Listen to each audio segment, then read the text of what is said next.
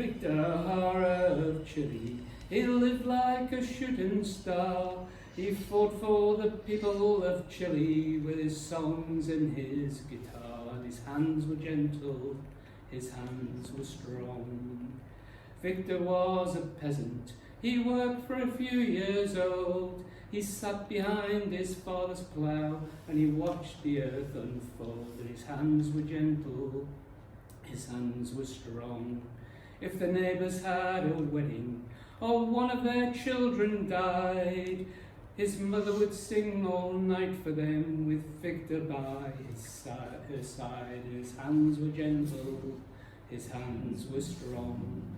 And he grew up to be a fighter against the people's wrong. He sang about their joy and grief and he turned them into song. And his hands were gentle, his hands were strong. He sang about the copper miners and those who worked the land. He sang for the factory owners and they knew he was their man. His hands were gentle, his hands were strong.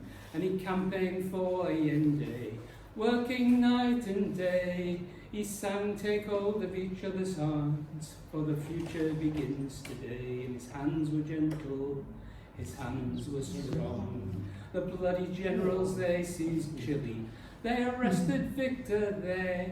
They caged him in a stadium with 3,000 frightened men. His hands were gentle, his hands were strong. Victor stood up in the stadium and his voice was loud and clear.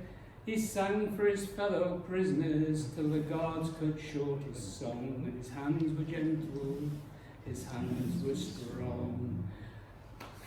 They racked him with electric shocks, they beat his lovely head. After 3 long days of torture, they shot him dead. And his hands were gentle, his hands were strong. Now the generals, they rule Chile, and the British have their thanks, for they rule with hawker hunters, and they rule with chieftain tanks. And his hands were gentle, his hands were strong. Victor Jara of Chile, he lived like a shooting star.